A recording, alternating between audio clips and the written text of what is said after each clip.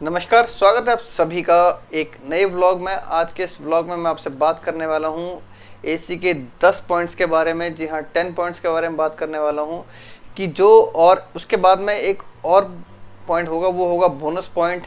और अगर आपने ये पूरे के पूरे पॉइंट सुन लिए तो मान लीजिए कि आपका एसी के ऊपर जो भी आपके कन्फ्यूज़न है, जो भी आपके मन में शंकाएं हैं, सारी की सारी आज दूर होने वाली हैं इस वीडियो में। तो बने रहें वीडियो के साथ में। तो अगर आपने एसी नया खरीदना है या नया खरीद चुके हैं तो ये वीडियो दोनों के लिए है। अगर आप एसी नया खरीद चुके हैं या फिर एसी नया खरीदने वाले हैं तो दोनों के लिए आपका वीडियो बहुत ही काम का है। तो बात कर लेते हैं कि सबसे पहले पॉइंट की। तो पहला पॉइंट हमारा है कि एसी के साथ में अगर आप सीलिंग फैन चलाएंगे, यानी कि छत का पंखा है वो चलाएंगे, तो आपके लिए फ़ायदेमंद रहेगा। एक तो आपको जो 22 डिग्री सेल्सियस में जो आप सेट करेंगे टेम्परेचर अपने एसी का, तो वो अगर आप 26 में कर लेंगे, 27 में कर लेंगे और अपने जो पंखे को मीडियम स्पीड में चलाएंगे, फुल स्पीड में चलाना उल्टा पड़ सकता है, क्योंकि उसमें ज़्यादा एनर्जी लगेगी एसी को उस रूम को कूल करने में, क्योंकि जो पंखा है फुल स्पीड से रोटेट करेगा अपने जो एयर को रूम की, और इससे आपकी जो एनर्जी है वो ज़्यादा कंज्यूम होगी कम होने के बजाय। वहीं पर अगर मीडियम करेंगे तो जो पंखा है वो सिर्फ आपके ऊपर ऊपर करेगा और जो एयर सर्कुलेशन पूरे कमरे में है वो कम रहेगा। तो पंखे की जो स्पीड है वो मीडियम करनी है। और वहीं पर अगर आपने 24 रखा है टेम्परेचर और पंखा नहीं चला रखा, तो वही आपको फीलिंग 27 और 28 पे आ जाएगी जब आपने फ़ैन चला रखा है। और फ़ैन का जो बिजली का बिल है वो जो अपना एसी के सामने ऑलमोस्ट ज़ीरो है, कुछ नहीं है, क्योंकि जो हमारा एसी होता है 2000 वाट का होता है और जब पंखा हमारा मीडियम स्पीड में चलेगा तो हमारे पंखे 10 या 12 वाट वो कंज्यूम कर रहा होता है। अगर ज़्यादा से ज़्यादा 20 वाट करेगा, इससे ऊपर नहीं करेगा। यानी कहाँ 2000 वाट और कहाँ सिर्फ 20 वाट, यानी कि सिर्फ 1%। और वहीं पर आपने इसको 24 की जगह अपना टेम्परेचर 28 कर लिया तो आपने 6% पर डिग्री तो वैसे ही कम बचा लिया है। अब बात कर लेते हैं एनर्जी एफिशिएंसी रेशियो की, तो वो कैसे कैलकुलेट करी जाती है। क्योंकि जो कोई भी हमारा एसी है वो एक जो ब्यूरो ऑफ एनर्जी एफिशिएंसी है, जो ISEER है, Indian seasonal energy efficiency ratio, ठीक है, ये जो हमारा टोटल कूलिंग लोड है और जो बाहर का हमारा टेम्परेचर है उसके हिसाब से ये रेशियो निकालता है। और इसमें क्या निकाला जाता है कि जो हम रूम का टेम्परेचर 24 रखते हैं और मान के चलते हैं टेस्ट कंडीशंस में, और जो बाहर का टेम्परेचर हमारा 43 है। हालांकि आजकल के मौसम में जैसा आजकल है तो 45 48 भी पहुंच गया है, कहीं कहीं तो 49 भी पहुंच गया टेम्परेचर। लेकिन जो सब एसी एक स्टैंडर्ड पे मेज़र करे जाते हैं उसके हिसाब से इनको एनर्जी एफिशिएंसी की रेटिंग मिलती है। तो इसमें क्या होता है कि जो कितना हीट इसने बाहर निकाली और उस रूम को ठंडा करने में कितना समय लिया, कितनी एनर्जी ली, तो उससे इसकी एनर्जी जो है एनर्जी एफिशिएंसी रेशियो निकलता है और कितना इनसे कंज्यूम किया है। तो 5 स्टार की तरफ भागने से बेटर ये है कि अगर आप ये देखें कि 4 स्टार का एसी आपकी कितने कंज्यूम कर रहा है पूरे साल में और 5 स्टार का कितना कर रहा है, फिर उन दोनों का रेट डिफरेंस देखेंगे, तब आपको समझ में आएगा कि 4 स्टार और 5 स्टार में सिर्फ 8 या 10 यूनिट का फ़र्क होता है पूरे साल का। अगर कोई एसी बहुत अच्छी उसकी लाइफ है तो 10 साल चलेगा, यानी कि 5 स्टार और 4 स्टार में सिर्फ 80 यूनिट का फ़र्क आएगा। अगर 80 यूनिट के हिसाब से आप ये मान लें कि यहाँ पे 10 रुपये यूनिट का है, तो आपका पूरे 10 सालों में 800 रुपये का फ़र्क आएगा। और वहीं पर अगर आप 4 स्टार अभी खरीद रहे हैं, उसमें 6000 रुपये रेट उसका कम है और वहीं पे 5 स्टार का 6000 रुपये ज़्यादा है, तो आपने 6000 रुपये तो उसको अभी दे दिए और बाकी आपका 800 रुपये का बेनिफिट वो 10 साल में देने वाला है। ये हमारा पॉइंट नंबर 2 है। पॉइंट नंबर 3 की बात करते हैं, थर्मोस्टेट। अब थर्मोस्टेट का पॉइंट का इसका पॉइंट ये है कि अगर आप टेम्परेचर उसका कम रखेंगे, इसका मतलब ये नहीं कि एसी हमारा बढ़िया से काम करेगा। यानी कि अगर आपने 16 पे, 17 पे, 18 पे, जो भी उसकी मिनिमम जो सेटिंग है उस पर आपने रख लिया और उस पर आप एसी चला के आप काम कर रहे हैं, इसका मतलब ये नहीं कि एसी हमारा बढ़िया परफॉर्म करेगा। इसका मतलब ये है कि एसी हमारा ओवर बर्डन हो रहा होगा उसके ऊपर। और जो भी एक सर्वे के हिसाब से या फिर जो भी हमारी एक जो WHO है उसके हिसाब से, जो ह्यूमन बॉडी को 24 डिग्री सेल्सियस का टेम्परेचर सफिशिएंट है ठंडा करने के लिए। यानी अगर उससे आप नीचे जाते हैं तो आप अननेसेसरी एनर्जी वेस्ट कर रहे हैं, उससे आपको फ़ायदा कुछ नहीं वाला बल्कि नुकसान ही होगा आपके शरीर को। तो इसलिए आप हमेशा जो टेम्परेचर है रूम का 24 से नीचे ना रखें।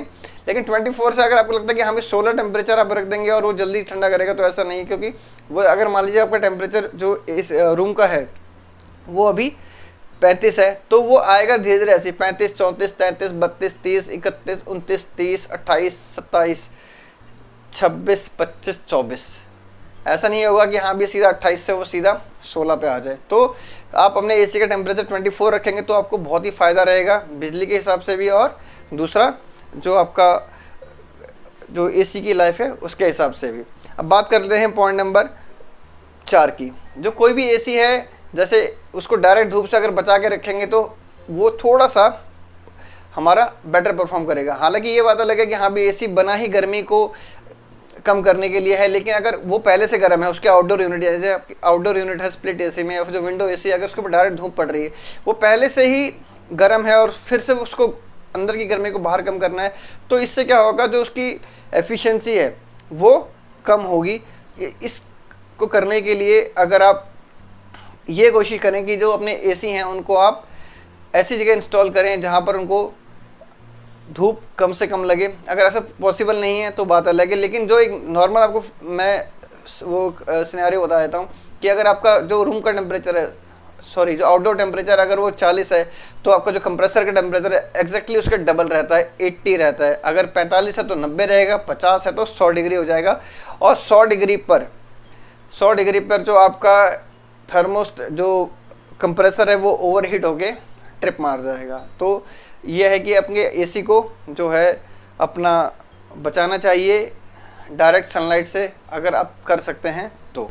पॉइंट नंबर 5 पे बढ़ने से पहले आपसे रिक्वेस्ट है, अगर आप मेरे चैनल को सब्सक्राइब कर सकते हैं तो चैनल को सब्सक्राइब कर देना, क्योंकि वीडियो देख के तो बहुत लोग देखने आते हैं और वीडियो देख के चले आते हैं ज्ञान, लेकिन सब्सक्राइब काफ़ी कम ही करते हैं। अगर आप सब्सक्राइब कर लेंगे तो अच्छा है, नहीं करेंगे तो मर्जी है आपकी, मैं कुछ नहीं कर सकता। तो बात करते हैं पॉइंट नंबर 5 की। पॉइंट नंबर 5 है गंदे फिल्टर कूलिंग को कम कर सकते हैं, बिजली का बिल बढ़ा सकते हैं। जी हाँ, अगर आपके जो फिल्टर हैं अगर आपको नियमित रूप से आप उनको साफ नहीं करते हैं तो आपका जो बिजली का बिल है वो बढ़ना तय है। क्योंकि अगर मान लीजिए कि सीधे सी बात है, हम अभी अपने से कंपेयर कर लेते हैं, जब हम मास्क लगाते हैं उस वक्त हम सांस किस तरीके से ले पाते हैं, और जब मास्क हम नहीं लगाते उस वक्त हम सांस कैसे ले पाते हैं। यानी कि जो हमारा फिल्टर है वो एसी का मास्क है, लेकिन वो मास्क लगाना हमेशा ज़रूरी है। अगर नहीं लगाएंगे तो कूलिंग कॉइल में जो डस्ट है वो जम जाएगी, तो मास्क धीरे धीरे करके जम जाएगा। तो जितना वो जमेगा उतना ही एसी के लिए अंदर हवा सक करना गर्म हो रहा रूम की, और उसको अंदर कूलिंग कॉइल से निकाल के बाहर फेंकना थोड़ा मुश्किल हो जाता है, ज़्यादा एनर्जी उसकी लगती है। तो अगर आप जो एक्सपर्ट्स हैं वो ये कहते हैं कि आप हफ्ते में एक बार तो अपना जो फिल्टर है उसको साफ़ करें ही करें, चाहे उसमें आपका इंडिकेटर का अलार्म आ रहा है या फिर नहीं आ रहा है। इससे दो फायदे होंगे, एक तो आपका बिजली का कम बिल आएगा, और दूसरा जो बड़ा फ़ायदा है आपकी जो कूलिंग कॉइल है वो भी साफ़ रहेगी। क्योंकि अगर मान लीजिए आपका फिल्टर पूरा चोक है तो एसी तो अपना काम करेगा ही, वो तो सोखेगा ही, हवा को खींचेगा, लेकिन जब वो हवा खींचेगा, लेकिन जब उसके ऊपर धूल रहेगी तो धूल को अंदर खींचेगा, और वो धूल है आपकी कूलिंग कॉइल पे जम जाएगी। फिर आपको खुद आप सर्विस नहीं कर सकते, आपको सर्विसमैन बुलाना पड़ेगा, जो एसी के टेक्नीशियन है वो बुलाने पड़ेंगे उसको साफ़ करने के लिए। यानी कि आपका दो तरफ से नुकसान हो रहा है, एक तो आपका एसी का फिल्टर जो है वो चोक हो गया जिसकी वजह से बिजली का बिल बढ़ रहा है, दूसरा आपकी जो कूलिंग कॉइल है उसमें धूल आके जम गई, जिसको साफ सिर्फ प्रेशर क्लीनिंग से कर सकते हैं, आप नॉर्मल क्लीनिंग से नहीं कर सकते हैं। बात करते हैं पॉइंट नंबर 6 की। यानी कि क्या आप ये समझते हैं कि हाँ भी अगर जो हमारा रूम है वहाँ पर जैसे एसी लगा दिया हमने और सिर्फ एक लोग बैठे हैं तब भी हमारा रूम उतना ही ठंडा रहेगा, और 10 लोग आ गए तब भी रूम उतना ही ठंडा रहेगा, ऐसा नहीं है।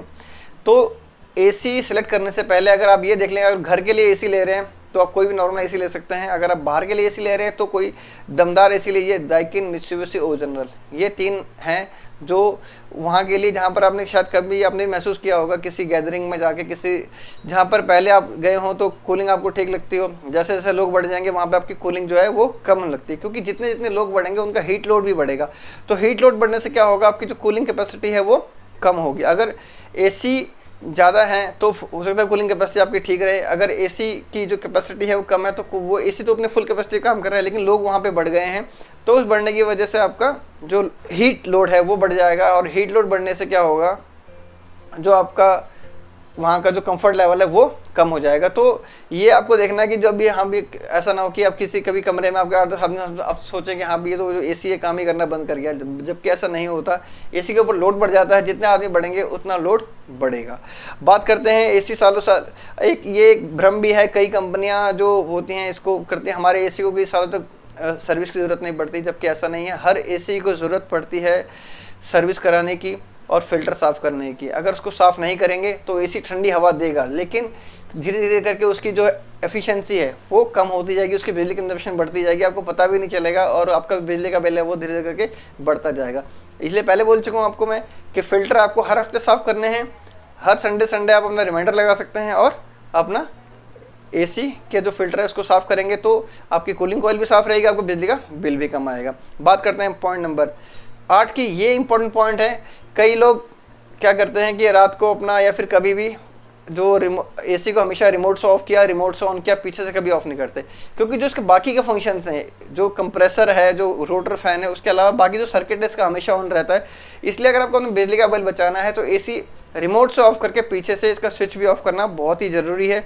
अगर आपने ये नहीं किया तो आपका जो एसी है वो कुछ ना कुछ बिजली हमेशा खाता रहेगा, लेकिन वो बिजली कंपैरिजन में कम होगी, लेकिन ऐसा नहीं है कि ज़ीरो कंजप्शन हो जाएगा। तो इसलिए कभी भी है तो हमेशा अपना जो एसी है उसको पीछे से स्विच ऑफ करके रखें। तो जितना जब ज़रूरत नहीं है तो पीछे स्विच ऑफ करके रखें, जब ज़रूरत है तब तो आपको ऑन करना ही है। जब ज़रूरत नहीं है तो रिमोट से ऑफ करके अपना एसी स्विच से ऑफ कर दें।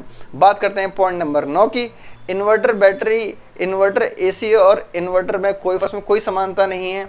इन्वर्टर एक अलग चीज़ है। इन्वर्टर एसी में टेक्नोलॉजी का नाम है इन्वर्टर एसी। इसमें क्या होता है कि दो कंप्रेसर होते हैं, एक छोटा एक बड़ा होता है, इसको रोटरी कंप्रेसर भी कहते हैं।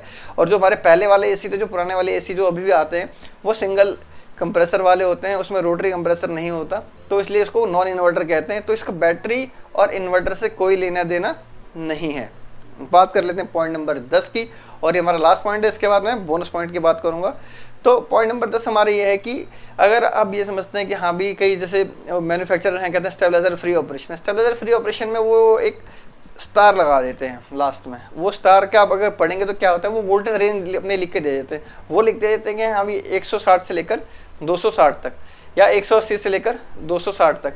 तो उसमें क्या होता है कि अगर आप कि जो जिस एरिया में आप रहते हैं, जहाँ पर आपका जो डिस्कॉम है वो अगर इस रेंज में सप्लाई करता है और आपकी फ्लक्चुएशंस नहीं है वोल्टेज में, तब तो आपको सच में स्लेबलाइजर की ज़रूरत नहीं है। लेकिन फिर भी अगर कहीं ऐसे एरिया में रहते हैं जहाँ पे वोल्टेज ऊपर नीचे होती है, और वहीं पे अगर 140 से वोल्टेज नीचे हुई, उस केस में तो कुछ नहीं होगा। 160 से नीचे अगर नीचे हुई तो कुछ नहीं होगा, आपका एसी चलता रहेगा। वहीं पर अगर आपका एसी जो 260 हायर रेंज लिखा हुआ है, तो 260 से अगर 270 280 पहुंच जाता है या फिर 290 पहुंच जाता है, उस केस में क्या होगा, आपका जो एसी है वो जल जाएगा और ये आउट ऑफ वारंटी रहेगा। वारंटी में ये कवर नहीं होगा, आपको उसके लिए अलग से पैसे देने पड़ेंगे कंपनी को रिपेयर कराने के लिए। तो ये हमारा पॉइंट नंबर 10।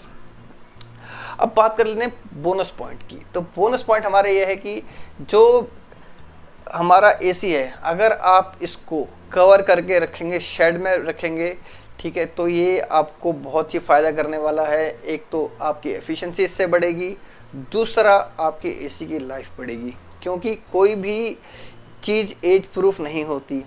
समय का जो उसके ऊपर प्रभाव है वो पड़ता ही पड़ता है, उससे कोई नहीं बच सकता। तो उसको थोड़ा सा कम ज़रूर कर सकते हैं। तो कम कैसे कर सकते हैं, अगर डायरेक्ट सनलाइट में अपने आउटडोर यूनिट और जो आपका विंडो एसी है, अगर आप उसको बचा लें किसी तरीके से कवर करके, उसके हवा के फ्लो में कोई दिक्कत नहीं आनी चाहिए, कोई मतलब किसी तरह की कोई रुकावट नहीं आनी चाहिए।